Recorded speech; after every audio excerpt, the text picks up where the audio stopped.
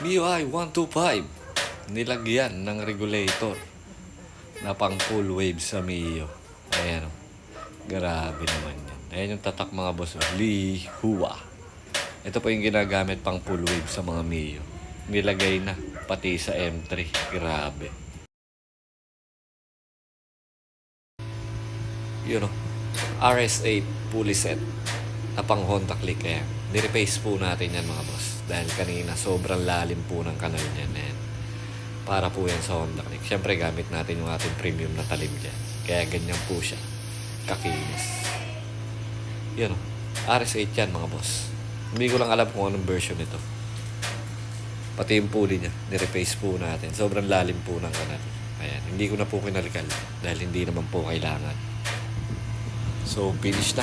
Balik na natin yan kay Bossing. Ayan yung mga kanina. Yung mga nagpagawa sa atin no, ngayong araw na to. Medyo hindi tayo natambakan. Pero sunod-sunod po yung ating mga naging customer. No? Kahit medyo masama ang panahon, nag-uulan. Sunod-sunod yung dating sa atin ng mga nagpapagawa. Kaya maraming salamat po sa lahat ng mga nagre-rekomenda sa aming munting shop. Sa inyong tiwala, paniniwala at suporta mga bossing. Ayan, may mga iba pa rin ako mga kinalkal at pinalitan ng mga bagong pulley set. Kadahilan ng sira na mga boss. No? Medyo malalambot na yata yung mga pesa ngayon, yung mga pulley ng mga bagong motor. Mabilis maukab yung rampahan ng bola at yung poste na dinadaanan ng slider. Tama na ako ng malaki ng putang na ito. Sabi na ito ko na eh. Esto, di ba? Oo. May 125S. Ginawang Mio, full wave. Galing. Yun sa akin. Ayun.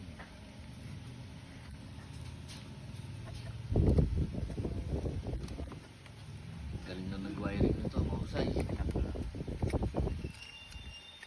Galing, magaling. Kaya pala nagbubugak Mamuti din. na yan. Tinapla. Oh, pang full wave to, oh. Ayun, oh. Pang Mio. Pakita mo nga dito. Yan, baka okay ba yan? Sana. Ba't pinalutan niya? Eh, yan daw problema eh. Eh, di, pinapalitan ko ngayon. Pula lang pala.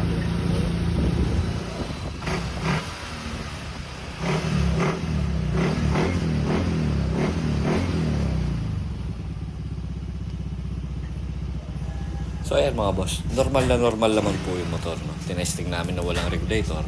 Kung may issue ba talaga yung motor na humahagok, namamalya.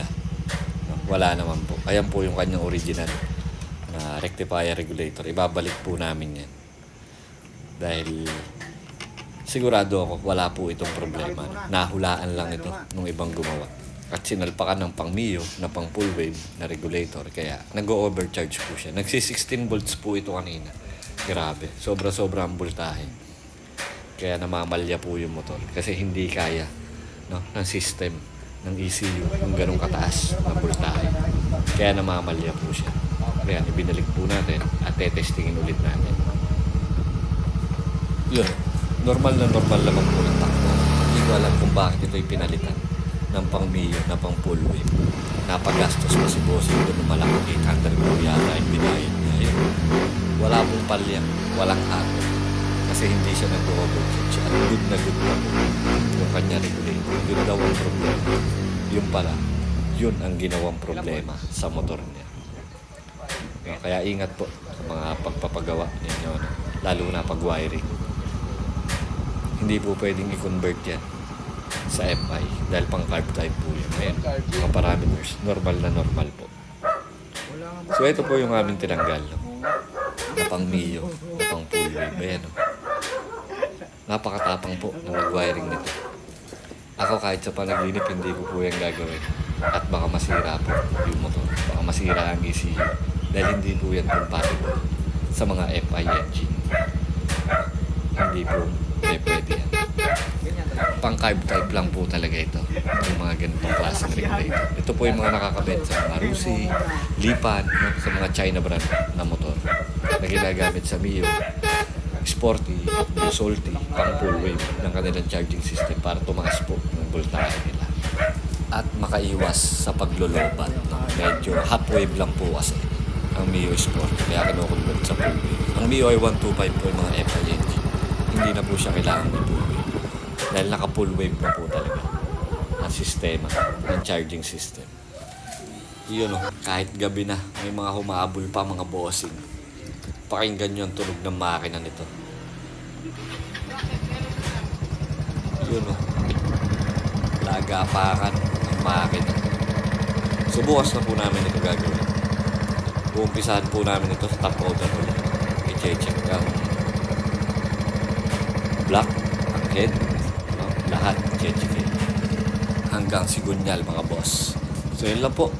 Maraming salamat po ulit sa inyo lahat. Ride safe and God bless.